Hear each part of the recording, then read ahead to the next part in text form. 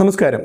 ഇസ്രായേലും അമേരിക്കയും ചേർന്ന സഖ്യവും ഇറാനും തമ്മിലുള്ള യുദ്ധത്തിൻ്റെ വാർത്ത നമ്മൾ കേട്ടുകൊണ്ടേയിരിക്കുകയാണ്. എന്നാൽ ഈ വീഡിയോയുടെ ഉദ്ദേശം ഈ യുദ്ധത്തിൻ്റെ ന്യായ അന്യായങ്ങളെ പറ്റിയോ കാര്യകാരണങ്ങളെ പറ്റിയോ സംസാരിക്കുക എന്നുള്ളതല്ല. ഈ യുദ്ധം നമ്മൾ ഇന്ത്യക്കാരെ അല്ലെങ്കിൽ ഇന്ത്യയെ എങ്ങനെ ബാധിക്കും എന്ന് ഡിസ്കസ് ചെയ്യുകയാണ് ഈ വീഡിയോയുടെ ഉദ്ദേശം. പ്രധാനമായും 3 രീതിയിലാണ് ഇത് ഇന്ത്യക്കാരെ ബാധിക്കാൻ പോകുന്നത്. 1, ഇന്ത്യക്കാരുടെ തൊഴിൽ, അതിലൂടെ ഇന്ത്യയിലേക്ക് ഒഴുകുന്ന പണം. 2, ഇന്ത്യയിൽ നിന്നുള്ള എക്സ്പോർട്ട്. 3, ഇന്ധനം. ഈ കാര്യങ്ങളിൽ എങ്ങനെയാണ് ഇത് ബാധിക്കാൻ പോകുന്നതെന്ന് നമുക്ക് വിശദമായി നോക്കാം. ആദ്യമായി തൊഴിൽ. നമുക്കറിയാം, ധാരാളമായി ഇന്ത്യക്കാർ തൊഴിൽ ചെയ്യുന്ന ഒരു മേഖലയാണ് GCC. ഏതാണ്ട് 9 മില്യൺ ആളുകളാണ് GCC രാജ്യങ്ങളിൽ കണക്കനുസരിച്ച് ഒഫീഷ്യലി ജോലി ചെയ്യുന്നത്. ഒരുപക്ഷെ യഥാർത്ഥ കണക്ക് അതിനും വളരെ മേളിലാവാം. അപ്പോൾ ഈ യുദ്ധസമാനമായ അന്തരീക്ഷത്തിൽ അല്ലെങ്കിൽ ഈ യുദ്ധം നടക്കുന്ന സാഹചര്യത്തിൽ തൊഴിൽ നഷ്ടപ്പെടാനുള്ള സാധ്യത വളരെയധികം കൂടുതലാണ്. അതുപോലെ തന്നെ പുതിയ തൊഴിലുകൾ ഉണ്ടാകാനുള്ള സാധ്യതയും ഇല്ല. അങ്ങനെ അവിടെയുള്ളവരുടെ തൊഴിൽ നഷ്ടപ്പെടുകയോ ശമ്പളം കുറയുകയോ ചെയ്യുന്ന അവസ്ഥയിൽ ഇന്ത്യയിലേക്കുള്ള ഫോറിൻ റെമിറ്റൻസ് കുറയാനുള്ള സാധ്യത വളരെ ഉയർന്നു നിൽക്കുന്നു. ഇത് ഇന്ത്യയെ മൊത്തത്തിൽ ബാധിക്കുന്നതാണെങ്കിൽ നമുക്കറിയാം, കേരളത്തിൻ്റെ ഒരു സാമ്പത്തിക ഭദ്രതയുടെ അല്ലെങ്കിൽ സാമ്പത്തിക നിലനിൽപ്പിൻ്റെ നട്ടെല്ല് എന്ന് പറയുന്നത് ഈ വിദേശ രാജ്യങ്ങളിൽ നിന്നും, പ്രത്യേകിച്ച് ഗൾഫ് രാജ്യങ്ങളിൽ നിന്നും ഇന്ത്യയിലേക്ക് വരുന്ന മണിയാണ്. ഇതുകൂടാതെ തന്നെ ഇതിനൊപ്പം ഈ ഗൾഫ് രാജ്യങ്ങളിൽ ജോലി ചെയ്യുന്ന ഇന്ത്യക്കാരുടെ സേഫ്റ്റി എന്നതും നമുക്ക് പ്രധാനപ്പെട്ട ഒരു കൺസേൺ തന്നെയാണ്. മറ്റൊരു പ്രധാനപ്പെട്ട മേഖല എന്ന് പറയുന്നത് എക്സ്പോർട്ടാണ്.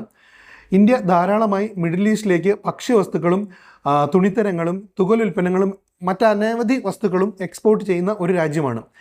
മത്സ്യ മാംസാദികളുടെയും മറ്റ് പ്രോസസ്ഡ് ഫുഡിൻ്റെയും ഒക്കെ കാര്യം എടുത്താൽ അതിൽ ഏറ്റവും കൂടുതലുള്ളത് കേരളത്തിൽ നിന്നാണ്, അല്ലെങ്കിൽ കേരള ബേസ്ഡ് ആയിട്ടുള്ള കമ്പനികളിൽ നിന്നാണ്.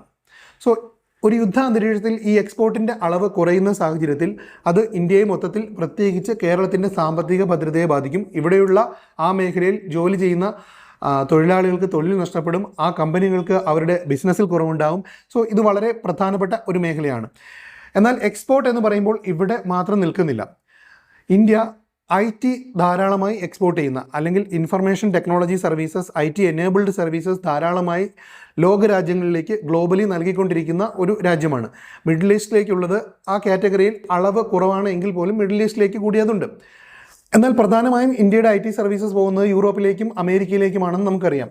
എന്നാൽ ഒരു യുദ്ധ അന്തരീക്ഷം ഗ്ലോബലി നിലനിൽക്കുമ്പോൾ പ്രധാനപ്പെട്ട കമ്പനികൾ, വലിയ കമ്പനികൾ അവരുടെ IT ഫണ്ടിങ് കുറയ്ക്കും, അല്ലെങ്കിൽ അവരുടെ പ്രൊജക്റ്റുകൾ നിർത്തിവെക്കാനോ അല്ലെങ്കിൽ മാറ്റിവെക്കാനോ ഉള്ള സാധ്യതകളുണ്ട്. ഇത് IT മേഖലയിലുള്ള ജോബുകളെയും IT എനേബിൾഡ് സർവീസ് ആയിട്ടുള്ള സർവീസ് മേഖലയിലുള്ള ജോബുകളെ ധാരാളമായി ബാധിക്കാനുള്ള സാധ്യതയുണ്ട്. ആ മേഖലയിൽ ഇന്ത്യക്കുള്ളിൽ തൊഴിൽ നഷ്ടമുണ്ടാകാനും അല്ലെങ്കിൽ സാമ്പത്തിക നഷ്ടമുണ്ടാകാനുമുള്ള സാധ്യത വളരെ ഹൈ ആണ്. ഇത് ബാധിക്കാൻ പോകുന്നത് പ്രധാനമായും വലിയ പട്ടണങ്ങളായ ബാംഗ്ലൂർ, ഹൈദരാബാദ്, പൂനെ, നോയിഡ, ചെന്നൈ പോലുള്ള സ്ഥലങ്ങളെ ആണെങ്കിൽ പോലും ഇതും ഇൻഡയറക്റ്റായി നമ്മുടെ കൊച്ചു കേരളത്തെ ബാധിക്കാൻ പോകുന്ന കാര്യമാണ്. കാരണം നമ്മൾ ഫോറിൻ റെമിറ്റൻസിനെ പറ്റി പറയുമ്പോൾ വിദേശ രാജ്യങ്ങളിൽ നിന്നും വരുന്ന പണത്തെപ്പറ്റി മാത്രമേ കണക്കെടുക്കാറുള്ളൂ. കാരണം അതാണ് ടെക്നിക്കലി ഫോറിൻ റെമിറ്റൻസ് എന്ന രീതിയിൽ കണക്കാക്കാൻ പറ്റുള്ളൂ. എന്നാൽ ഈ മറ്റ് സംസ്ഥാനങ്ങളിലെ IT മേഖലയിൽ നിന്നും അത്തരം തൊഴിൽ മേഖലയിൽ നിന്നും കേരളത്തിലേക്ക് ഒഴുകുന്ന പണത്തെ നമ്മൾ കണക്കിലെടുക്കാറില്ല. കാരണം നമ്മളൊരു ഒറ്റ രാജ്യം ആയതുകൊണ്ട്. പക്ഷേ അതൊരു പ്രധാനപ്പെട്ട കേരളത്തിലേക്കുള്ള ഫണ്ടിങ് ആണ് എന്ന് നമ്മൾ മനസ്സിലാക്കണം. സോ ഈ ഒരു എക്സ്പോർട്ട്, IT എക്സ്പോർട്ടും ഇന്ത്യയെ മൊത്തത്തിലും കേരളത്തെ പ്രത്യേകിച്ചും ബാധിക്കാനുള്ള സാധ്യതയുണ്ട്. ഓയിലിനും നാച്ചുറൽ ഗ്യാസിനും വേണ്ടി ഇന്ത്യ ഏറ്റവും കൂടുതൽ ഡിപ്പെൻഡ് ചെയ്തുകൊണ്ടിരിക്കുന്നത് GCC രാജ്യങ്ങളെയാണെന്ന് നമുക്കറിയാം. ഇത് ഇന്ത്യയിലേക്ക് വന്നുകൊണ്ടിരിക്കുന്നത് ഇറാൻ്റെ അതിർത്തിയിലുള്ള ഒരു കടലിടുക്കിലൂടെയാണ്. ഹോർമസ് സ്ട്രൈറ്റ് എന്നാണ് അതിൻ്റെ പേര്. ഗ്ലോബലി ഓയിലിൻ്റെ മൂവ്മെൻറ്റ് ഏതാണ്ട് 20% നടക്കുന്നത് ഈ ഒരു കടലിടുക്കിലൂടെയാണ്, ഹോർമോസ് കടലിടുക്കിലൂടെയാണ്. Saudi Arabia, Kuwait, UAE, Iraq എന്നീ രാജ്യങ്ങളിൽ നിന്നും ഈ കടലിടുക്കിലൂടെ വേണം ഇന്ത്യയിലേക്ക് എത്താൻ. 80% ക്രൂഡ് ഓയിലും ഏതാണ്ട് 90% നാച്ചുറൽ ഗ്യാസും ഈ ഒരു വഴിയിലൂടെയാണ് ഇന്ത്യയിലേക്ക് എത്തേണ്ടത്. ഈ യുദ്ധ സാഹചര്യത്തിൽ ഇറാൻ ആ വഴി അടച്ചാൽ, അല്ലെങ്കിൽ അതിലൂടെ വരാൻ കഴിയാത്ത ഒരു സിറ്റുവേഷൻ ഉണ്ടായാൽ, പിന്നെയുള്ള ഒരേ ഓപ്ഷൻ എന്ന് പറയുന്നത് സൗത്ത് ആഫ്രിക്കയിലെ കേപ്പ് ഓഫ് ഗുഡ് ഹോപ്പിലൂടെ വരിക എന്നുള്ളതാണ്. അതായത് ഏതാണ്ട് 15-20 ദിവസം കൂടുതൽ കടലിലൂടെ യാത്ര ചെയ്ത് വേണം ഇന്ത്യയിലേക്ക് ഈ സാധനങ്ങൾ എത്തിക്കാൻ. സ്വാഭാവികമായിട്ടും നമുക്കറിയാം, യാത്രാദൈർഘ്യം കൂടുമ്പോൾ അതിൻ്റെ ട്രാൻസ്പോർട്ടേഷൻ ചാർജ് കൂടും, അതിൻ്റെ ലേബർ കോസ്റ്റ് കൂടും. ഇതെല്ലാം സ്വാഭാവികമായും ഇതിൻ്റെ വിലയിലേക്കാണ് വരിക. സോ ഇവിടെ ഫ്യൂവലിൻ്റെ വില കൂടാനുള്ള സാഹചര്യം അങ്ങനെ നിലനിൽക്കുന്നു. ഏറ്റവും ആദ്യം ഇത് ബാധിക്കാൻ പോകുന്നത് നാച്ചുറൽ ഗ്യാസിനെയാണ്, അതായത് LPG ആൻഡ് CNG. നമ്മൾ നമ്മുടെ അടുക്കളകളിൽ ഉപയോഗിക്കുന്ന LPGയുടെ 40% മാത്രമാണ് ഇന്ത്യ ഡൊമസ്റ്റിക്കായി ഇന്ത്യയിൽ റിഫൈൻ ചെയ്തെടുക്കുന്നത്. ബാക്കി 60% വിദേശത്ത് നിന്ന് കൊണ്ടുവരുന്നതാണ്.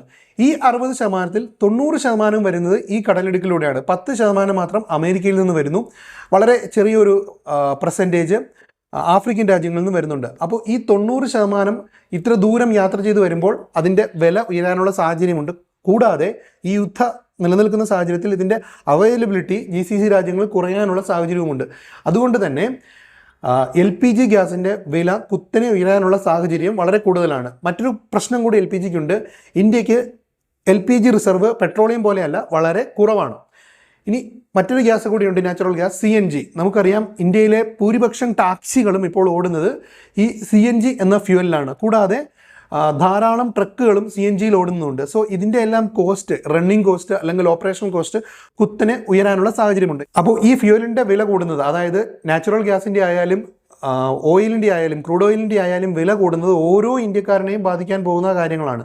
നമുക്ക് ലഭിച്ചുകൊണ്ടിരിക്കുന്ന തക്കാളിയുടെയോ ഉരുളക്കിഴങ്ങിൻ്റെയോ വില 200-ലേക്കോ ഇഞ്ചിയുടെ വില 400-ലേക്കോ ഒക്കെ പോയാൽ അത്ഭുതപ്പെടാനില്ല. പിന്നെ ഈ ഒരു സാഹചര്യം ഒഴിവാക്കാൻ ഇതിൻ്റെ കാഠിന്യം കുറയ്ക്കാൻ നമുക്ക് എന്ത് ചെയ്യാൻ കഴിയും എന്ന് ചോദിച്ചാൽ വലിയ കാര്യങ്ങളൊന്നും നമുക്ക് ചെയ്യാൻ കഴിയില്ല. കാരണം ഇന്ത്യക്ക് ഈ യുദ്ധത്തിലോ അല്ലെങ്കിൽ ഈ യുദ്ധം ഒഴിവാക്കുന്നതിലോ വലിയ റോളൊന്നും ഇല്ല എന്നതാണ് പ്രധാന കാരണം.